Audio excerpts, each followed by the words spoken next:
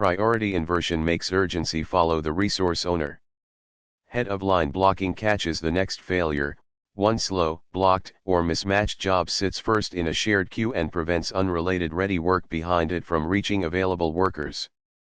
Imagine a document agent queue where the first item waits for a vendor OCR service. 38 fast text requests behind it could run immediately, but the dispatcher preserves one global order and refuses to advance. Or one tenant uploads a huge file that pins a serial worker while small customer messages keep waiting. If head of line control is weak, dashboards show idle capacity beside a growing backlog. Tail latency explodes, service levels burn, customers submit duplicates, retries add more queue pressure, and teams keep adding workers that the blocked dispatch lane cannot use. This is more than increasing concurrency or manually moving one job. Some workflows need strict order for the same customer, account, or resource. Many do not. Head of line blocking prevention defines the real ordering contract, partitions independent work, detects stalled head items, and creates a safe bypass without corrupting sequence-sensitive outcomes. After MCP connects tools, permissions control actions, memory gives context, evals test behavior, observability traces production, human handoff routes risk, governance owns the fleet, security protects boundaries, cost control limits spend, reliability handles failures, release management ships changes safely, incident response contains outages, scaling handles demand, data quality keeps facts trustworthy, ROI proves value, adoption builds daily use, the operating model ranks the portfolio.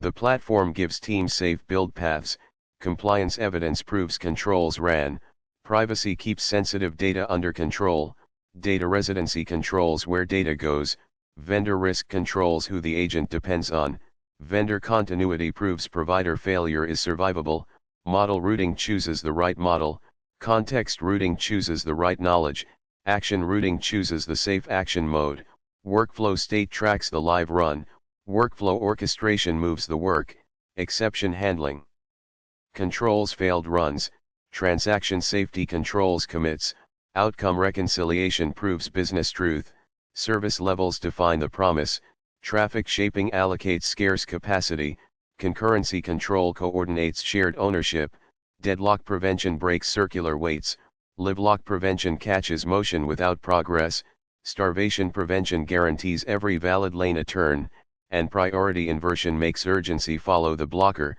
The next layer is head of line blocking prevention. Build it in 5 parts. First, define the ordering contract.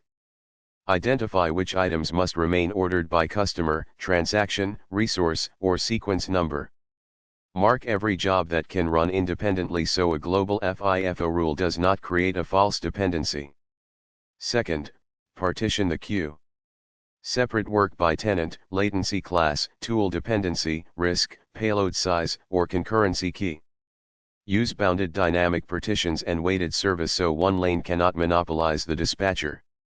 Third, detect the head blocker.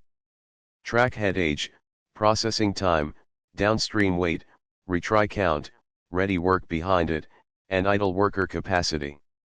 Alert when the first item stops dispatch while eligible jobs accumulate. Fourth, bypass and isolate safely. Move the blocked item to a waiting lane, long-running lane, human approval lane, or dead letter path.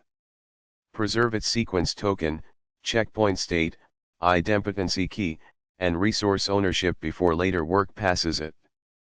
Fifth, resume and reconcile. When the dependency returns, refresh stale context and approvals, revalidate ordering constraints, replay from the checkpoint, merge the outcome, and verify that bypassed jobs did not create a conflicting side effect. That is the AI agent head of line blocking autopilot. Define real order, partition independent work, detect the blocker, bypass safely, and reconcile before the isolated job rejoins the flow.